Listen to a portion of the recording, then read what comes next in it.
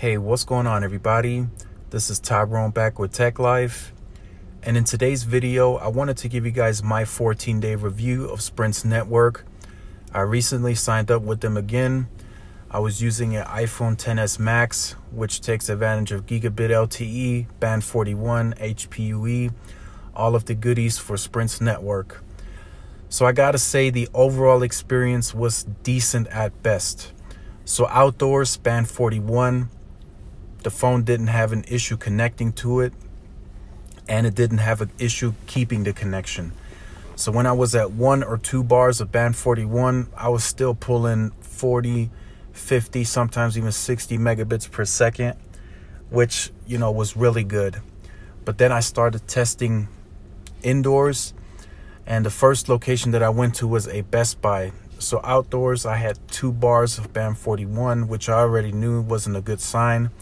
And I was still pulling 40, 50 megabits per second. So when I went in the store, the phone dropped to 1 bar of band 41. And then when I got to the middle and the end of the store, it went up to 4 bars, but it dropped to band 25. And those speeds weren't too great. So I went ahead and checked out some electronics, took some pictures, sent out some text messages using iMessages, and it took a lot longer than what it's supposed to. So just to give you an idea on that, indoors, Sprint's network isn't too great. I made a few phone calls as well indoors, and it sounded a bit choppy compared to outdoors. But overall, it was a decent experience. Band 41 is going to need a lot of densification and a lot of towers closer to these indoor locations to get a much better signal and speeds indoors. Now, just to give you guys an idea, T-Mobile had a strand mount small cell right outside of the Best Buy, and Verizon had a macro cell site right behind the Best Buy. So both T-Mobile and Verizon had towers a lot closer to the location than Sprint. So Sprint still has a lot of work to do in that department, is getting the densification going, bringing towers closer to locations so band 41 can actually penetrate indoors. So that was the first part of the review. The second part that I wanted to add in is what happened to Sprint's customer service. I had about a 4 to 5 day period of dealing with customer service based on setting up Tidal. For whatever reason, it did not work for me. So it was a lot of calling, getting a lot of callbacks, and all of Sprint's tier 1 customer reps are all overseas. I think I heard Philippines. Some people said India. It was just terrible. It was just, oh my God, it was terrible. I could not understand them. They could not understand me and the problems that I was presenting to them. Whatever I was telling them, they told me something completely different. And it was hard as well to get to any higher level of customer service.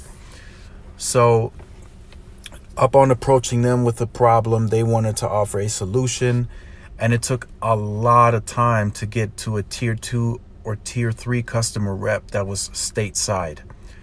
So that really turned me off completely. That was the main reason why went ahead only tested 14 days was the customer service. I think the network part I could have dealt with since band 26 hasn't been cleared yet in El Paso. So once that would have been cleared, would have probably got a little better indoors with service.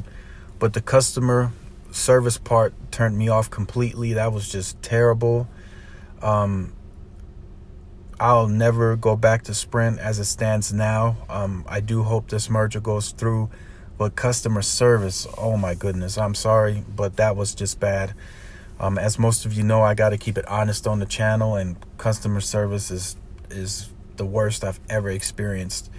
T-Mobile is better, Verizon is better, and even AT&T is better at customer service, and they have pretty bad customer service.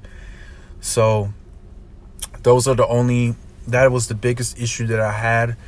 The indoors was okay. I didn't spend a lot of time inside of the Best Buy, and as soon as I went outdoors, it connected to band 41 almost immediately.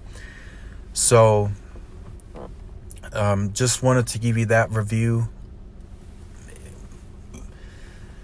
Sprint has a lot of work left to do. If they want to make it as a standalone company, the investments that they're making now has to keep going and going and going. They have to continue spending these 5 to 6 billions. And keep in mind, that is just to get the network on par in cities. This is not talking network expansion, expanding the 4G LTE. This is just getting the network on par in cities. And that is where Sprint still lacks, and they're behind the competition because they're still playing catch up. So definitely leave all your comments in the comment section down below. If you've recently had a bad experience with Sprint's customer service, I want to hear from you guys. I want to interact in the comment section. Also, if you have issues indoors with Sprint service, definitely let all of us know. And I'm looking forward to all of your guys' comments. Definitely like, share, and subscribe to the channel. Make sure you hit the notification bell so you're notified when I upload content. We are really, really close to getting all the carriers' quarterly results. If you've been following my Instagram, I posted it on there that AT&T and Verizon are dropping theirs, I believe, on October 23rd and the 24th. And then T-Mobile and Sprint are going to follow that shortly. So definitely stay tuned. This is Tyrone with Tech Life, and I will see you guys in the next video. Peace.